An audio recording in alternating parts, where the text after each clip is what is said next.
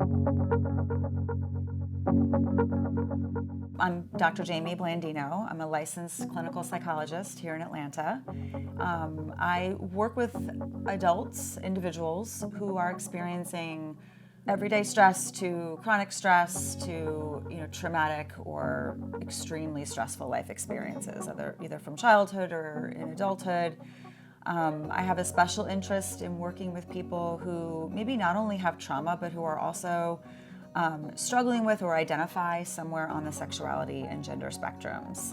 A lot of my clients are women. A lot of my clients are out, or who are struggling with coming out, or who have coming out stories or experiences that they found particularly difficult. When we study things like trauma and attachment and childhood, we quickly realize that it's not only important how you experience your primary attachments, your experience at home with family, but it's also important how a person's individual sense of themselves develops, knowing from a really early age that there may be an aspect of who you are, how you identify yourself, that isn't safe or accepted, where you might experience a challenge feeling a sense of belonging just based on identity, is such a unique experience that I think we all have, but folks that are struggling with sexuality or gender often don't realize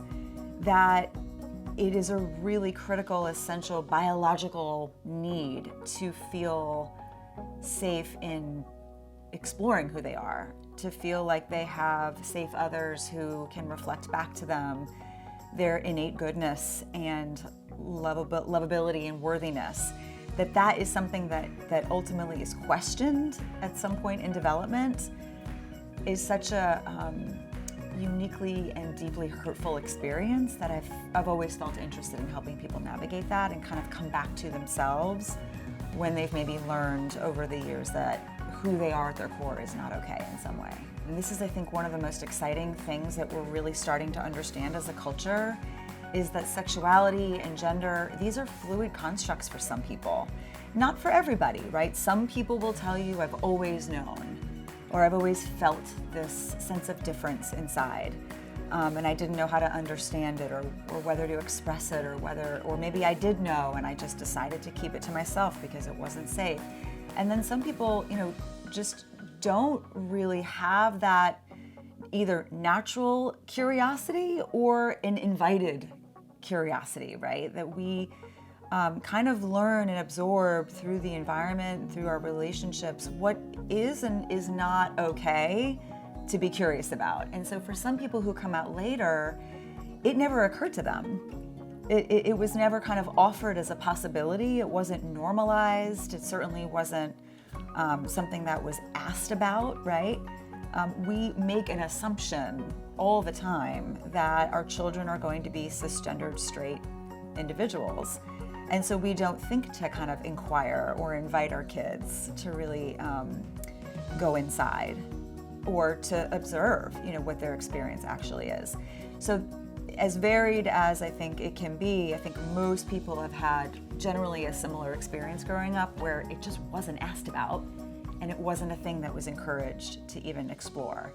So a lot of people grow up and maybe they have a specific experience, whether it's a dream or meeting someone that wakes them up for the first time, and those are sort of the seeds that help people to kind of connect for the first time or reconnect with their truest sense of self. When we are freed up from the grip of shame and anxiety and fear, we have access to the part of ourselves, a part of our brains that can think critically and feel deeply and have imagination and curiosity and compassion. These are the things that, from a neurobiological perspective, are really essential for what we call regulation, right? Regulation of your emotional functioning and your relational functioning. So it's really not a small thing to say, it's healthy for you to come out. It's healthy for you to be yourself.